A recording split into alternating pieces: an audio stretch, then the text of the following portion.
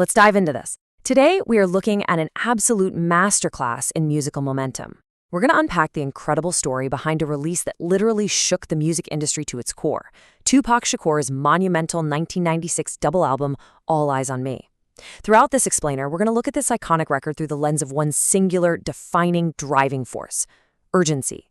We are going to see exactly how a man with absolutely no time to lose crafted what the source material aptly calls the double album of freedom. I want you to just pause and think about this for a second, right? Because it's a central mystery that completely puzzled fans back in the day. In February of 1996, this massive black and gold double CD hits record store shelves, and it defied all logic with its sheer volume. How in the world could an artist who had just walked out of a prison cell merely 4 months prior manage to write, record, and deliver over 2 hours of high-quality, culturally defining music? Well, the answer comes down to speed, tension, and an almost superhuman work ethic. So here's our roadmap for today's deep dive. 1. The shock of freedom. 2. The G-Funk machine. 3. The complete West Coast. 4. 2 discs, 2 moods. And finally, 5, the peak and the fall. Let's get right into Chapter 1, the shock of freedom. And this brilliantly illustrates the insane compression of time we're talking about here. To really appreciate what All Eyez on Me is, we first have to understand what it isn't.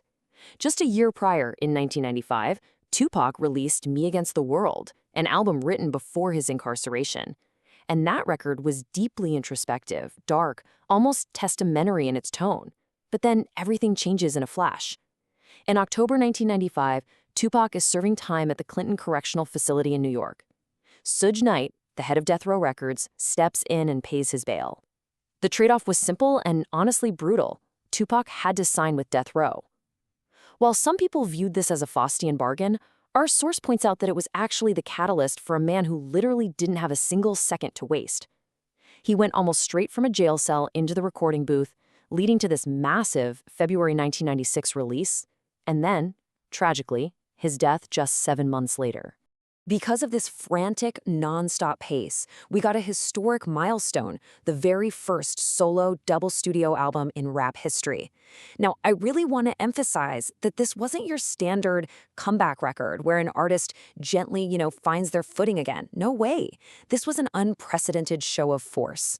It was an album entirely driven by an equal burning appetite for revenge and for celebration. Which brings us to Chapter 2, the G-Funk machine. So in 1996, Death Row Records was the undisputed heavyweight champion of the bright, aggressive G-Funk sound. And All Eyez on Me catches this incredible machine at its absolute most radiant peak. But we actually need to clear up a massive misconception right now about who built that sound for this specific album. Look, Dr. Dre provided massive anthems for sure, most notably California Love, featuring Roger Troutman on the talkbox, celebrating California like it's a reconquered territory. But actually, Dre only produced 2 tracks on the entire double album. It was Johnny J who was the true architect of the album's sheer volume. He is the guy responsible for those round bass lines, the singing keyboards, and that breathing groove on massive hits like How Do You Want It with Casey and JoJo. We also have to talk about Daz Dillinger. He brought that rugged, street-heavy dog-pound touch to the album. He produced the iconic opening track, Ambitions as a Rider. If you listen closely to those opening bars, Tupac perfectly matches Daz's beat with a tense, aggressive delivery that our source perfectly describes as a boxer's flow. From the very first second of the record, you know instantly, this is not an album of quiet convalescence. Let's move on to Chapter 3, the complete West Coast. Now, Tupac wasn't doing this alone. This album is basically a definitive, abundant photograph of the entire 1996 West Coast hip-hop scene. It is a snapshot of an artist surrounding himself with his peers. Just listen to this unbelievable roster. You've got Snoop Dogg joining forces on 2 of America's Most Wanted for a complete masterclass in provocation. You have funk legend George Clinton stopping by on Can't See Me, which creates this direct bridge to 70s funk. The Bay Area is heavily represented by E40, Rappin' Forte, C-Bo, and Richie Rich. You have Nate Dogg laying down his signature velvet choruses, and of course, the Outlaws soaking up direct mentorship from Tupac himself. It's collaboration on a massive, massive scale. But amidst all this West Coast royalty, there is a fascinating anomaly on the record that we have to talk about. Right in the middle of a highly publicized, media-fueled East Coast versus West Coast tension, Tupac invites New York and New Jersey icons Method Man and Redman onto the track Got My Mind Made Up. The media war was incredibly real, but this track proves that the music itself was still transcending those borders. It's this hypnotic West Coast beat blessed by absolute East Coast legends. Chapter 4. 2 Discs, 2 Moods. Now, what's really interesting about this slide is the breakdown of why he needed 27 tracks. While some might argue there's a bit of filler, that massive volume was a highly intentional demonstration of power. He was flooding the market to prove his freedom. But these 2 discs aren't just some random collection of songs tossed together. They have very distinct personalities. Book 1 leans heavily into the singles, the party anthems, and this conquering, aggressive energy. But Book 2, it features longer, more nocturnal, and highly introspective tracks. That introspection from his 1995 era didn't just disappear, it just found a place amid the celebration. We get Life Goes On, a beautiful meditation on lost friends, we get the biting irony of Picture Me Rollin', and the poignant I Ain't Mad at Ya. He essentially gave us every single facet of his persona without ever forcing us to choose. And finally, Chapter 5, The Peak and the Fall. So, All Eyez on Me was undeniably the absolute commercial zenith for Death Row Records. Everything was bigger, more expensive, and far more tense.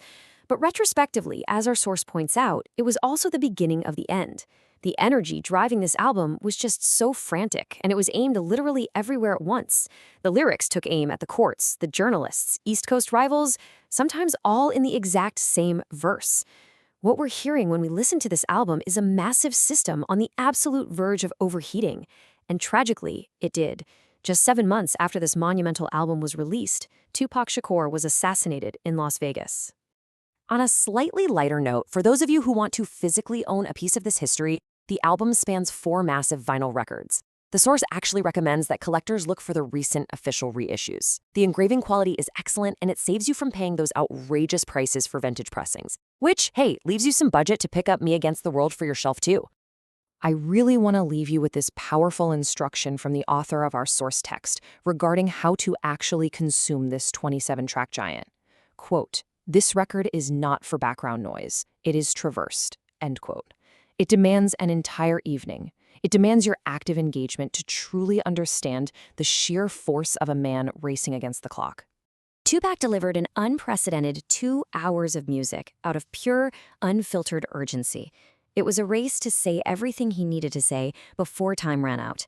But we have to ask ourselves, is this very speed, this incredible, frantic tension that fueled his comeback, the exact thing that cemented his eternal legacy in music history? Think about it.